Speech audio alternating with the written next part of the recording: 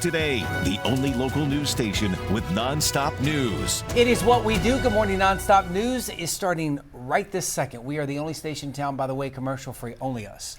And nobody else in town. 15 minutes of commercial-free news. It's a lot of news. And we have you covered this morning, including a look at traffic with Joy and a look at your weather with Jeannette. Hi, Jeannette. Hi, good morning. Happy Tuesday. Yep. So we'll get the updated allergy report between 7 and 8. Well, let's look back at yesterday's allergy report. Molds was high with the recent rainfall and the air being so saturated. It was up over 2,000 yesterday. Again, we'll have today's report between 7 and 8.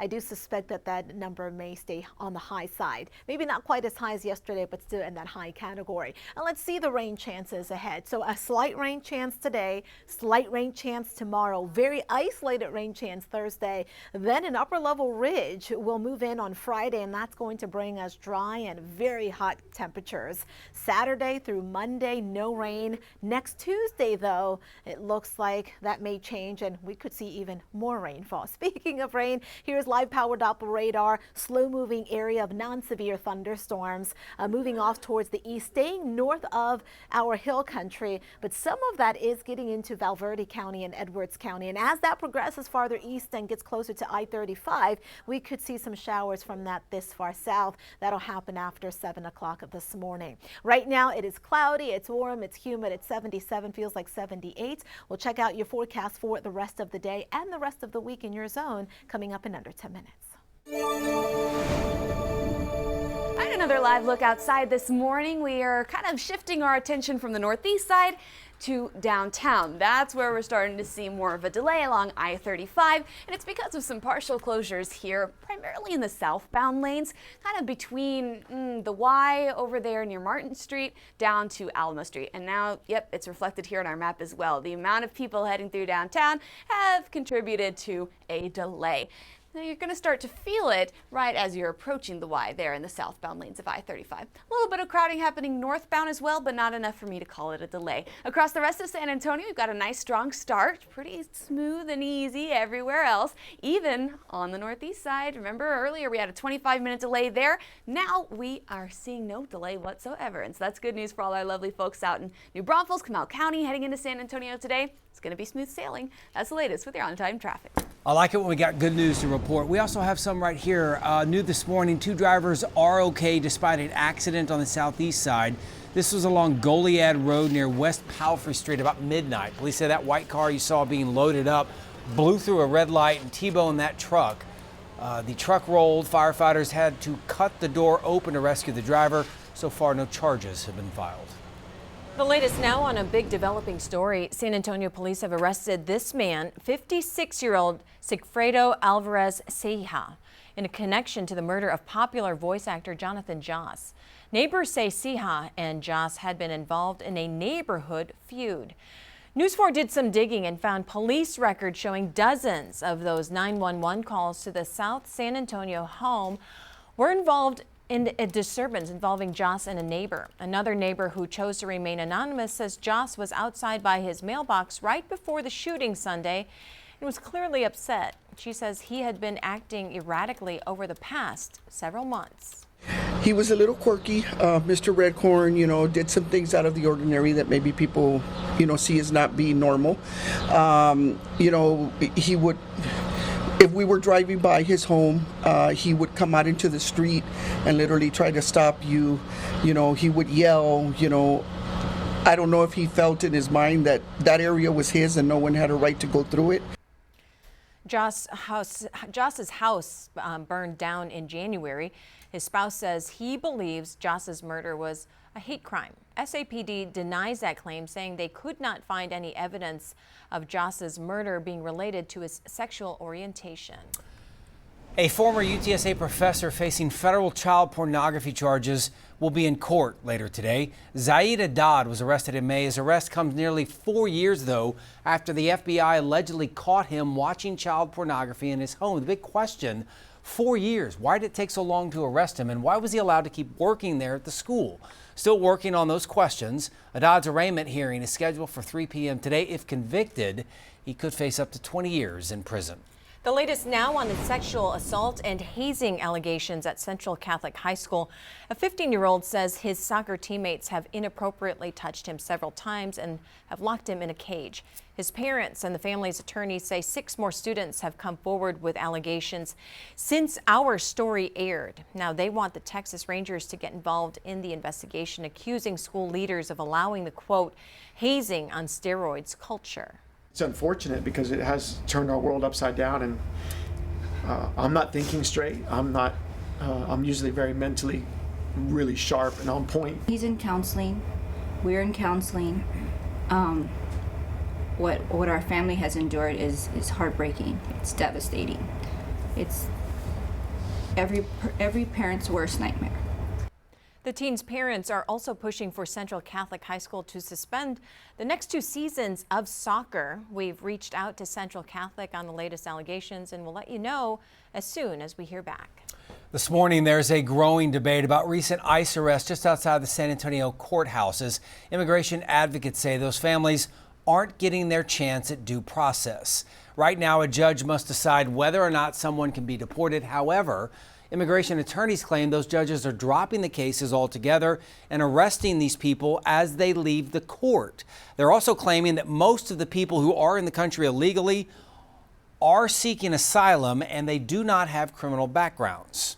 Efficient and poor use of government resources, because these individuals will now have to go through a credible fair process and will likely be put back on the court's docket. That's the one side. Here's the other side. We reached out to local Congressman Chip Roy for reaction. He is defending the arrest. He says they're legal and justified and says, quote, the Trump administration made it very clear the federal government must uphold the rule of law, and that includes removing those who've broken our immigration laws regardless of whether they've committed a criminal offense, in addition to being unlawfully present here in the United States. Meanwhile, several federal agencies gathered in South Texas to send a clear message about guns from the U.S. and how far too many times they're ending up in the hands of the cartel in Mexico. This all happened in Laredo Monday. U.S. Customs, along with other law enforcement agencies, say they're seeing lots of weapons heading across the border. They even displayed some of the weapons they're catching in outbound inspection lanes. Every firearm that crosses that border into the hands of a criminal organization represents a potential act of terror and a threat to the safety of people on both sides of the border. Authorities say right now cartels now classified as foreign terrorist organizations. That means if you're caught selling these weapons to the cartel, you could face fines and/or potential jail time. We're about 13 minutes out from 7 a.m. right now. What's the old phrase? If you don't vote, you can't complain? Exactly. Something along those lines. Today is the last day of early voting for the runoff election, with several key races on the ballot, including who will be our next mayor here in San Antonio. News 4 San Antonio's Tawny Davis has the latest numbers at the polls and what you can expect to see come Election Day. Good morning, Tawny. Good morning. As of this morning, more than 78,000 people have shown up to the polls to place their ballots, with many voters deciding who will be the next San Antonio mayor. The mayoral race isn't the only one for this runoff election. 4 city council races will also be decided this weekend. So far, since last Tuesday, 66,000 people have voted to bring that number up to that 78,000 mark. Some of the most busiest places look to be Maverick Branch Library, Wonderland Mall of the Americas, and Tobin Branch Library at Oakwell. Polls will be open today from 8 a.m. to 6 p.m. Now, Election Day is this Saturday, June 7th, with polls being open from 7 a.m. to 7 p.m. And we will be there giving you all the election results on air and online. Reporting live, I'm Tawny Davis. Back to you. All right, Tawny, thank you. It is no secret, obviously, San Antonio is a fast-growing city. There's a lot of new opportunities, obviously. But the population boom also brings its new set of challenges. We are bringing together, because of that, a panel of experts for a special town hall discussion on San Antonio's growth. It's happening tomorrow night. We will address transportation, workforce development, education opportunities, infrastructure challenges, and a whole lot more. So be sure to watch our town hall right here on television on News 4 and online at news4sa.com. It is San Antonio Growth, Progress, and Growing Pains. It begins at 6:30. Well, SAISD has started what they are calling a seamless summer for students by offering free meals. News 4 San Antonio's Christina De Leon joins us live from Jefferson High School with more on what you need to know about those meals and when they're being served. Good morning, Christina. Good morning, Marissa. Good morning, everybody. You know, every day throughout the week through August 1st, the district serves up breakfast and lunch for children who live basically 18 to 20, all the way up to 18 through 21 years old if you're a special needs community in this district. Seamless Summer Program is funded by the Texas Department of Agriculture. The meals basically will be provided for anyone in this area throughout the summer, so no child goes hungry. They will get a chance to get breakfast during the morning and just a few hours later, lunch for these kiddos. You can see these meals are complete and served up warm by the staff here at SAISD and anyone who lives in this area as well. Have a listen. Our high schools serve breakfast from 8:30 to 9:30, middle schools and elementaries from 7:30 to 8:30, and lunch across the district is from 10:30 to 12:30. Yeah, for more information, you can always head to our website at news4sanantonio.com, or you can head to SAISD's website at saisd.net for more information. And again, this is running until August 1st. Reporting live outside Jefferson High School on the west side, I'm Christina De Leon. We will send it back to you. All right, thank you, Christina. Right now, our Drive Away for Education campaign is underway. If you buy a raffle ticket, you'll be entered for the chance to win a brand new car or truck. The tickets start at $25. Money raised from raffle ticket sales go towards Texas Yes. That's a nonprofit that provides free school supplies to more than 70,000 students in Texas. You can scan that QR code to purchase a raffle ticket. The raffle runs until August 4th. The winner will be announced here on News 4 San Antonio. Now your certified most accurate 4-zone weather with meteorologist Jeannette Calle. April, if you're watching, April and Sarah, that blue blue truck in the top left, that's the money one right there, man. That is the one. August 4th is a long time, but hey, buy your raffle tickets. You'll be entered to win one of those awesome cars or trucks, and you also get to help students in our neck of the woods. It'll be 150 degrees by the time August rolls around, right? If it's going to be over 100 next weekend, it feels early for all of these hundreds. Well, keep in mind that that stretch of triple digits is only a small stretch, like Saturday through Monday. And let me tell you, I took the girls swimming. They couldn't even get out of the pool because it was so nice, and it was like past, I think, 7:30. That's the place to be. That they were. I'm like, you gotta eat, and I gotta sleep. We are looking at great pool weather this week, although we may have to dodge a couple showers here or there the next couple of days. Unseasonably hot this week, high temperatures above the normal, but it does get very hot by the end of the week into the weekend. Isolated rain chance today and tomorrow, but it looks a lot drier by the end of the week. Clouds and radar, you can see that large area of clouds moving in out ahead of this area of thunderstorms that is still slowly pushing off towards the east. And as I've been mentioning, the southern edge of that is getting into Edwards County now.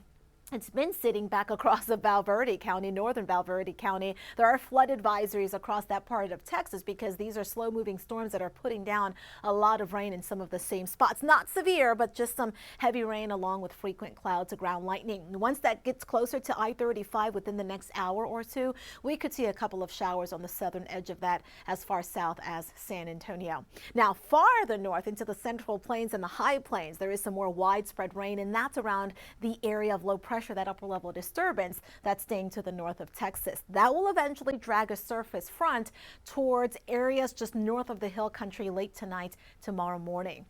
So through the morning, at least until mid-morning, there's the chance for a couple of showers. Otherwise, we'll keep it cloudy. And then this afternoon, we'll see some sun. There is a very isolated rain chance. A shower or thunderstorm is possible. That's after 4 p.m. And here comes the front. It'll get close to the hill country. Tomorrow in the morning, we'll have to watch around this time. Western hill country could see some showers or storms. And then tomorrow in the afternoon, some isolated showers in the area. The front will not clear our entire viewing area. In fact, it's going to get into the Western Hill Country, then retreat back to the north. Marginal risk, level 1 severe weather risk for any thunderstorm that develops in the Western Hill Country. That'll be mostly later this morning and then again later on tonight into tomorrow morning. Primary hazards being wind and hail. Upper level ridge built on Friday, and it'll stay put through Monday. This is going to bring us drier weather and hotter temperatures, but notice it's going to retreat farther west later next Tuesday, and by then we could see rain chances coming back. Mostly cloudy to cloudy this morning with a pop-up shower. This afternoon, some breaks of sun with a 10 to possibly 20% rain chance. Forecast high temperature in the low 90s, between 91 and 93 in San Antonio. Heat index as high as 100. The eastern zone looks pretty dry with a high of 91.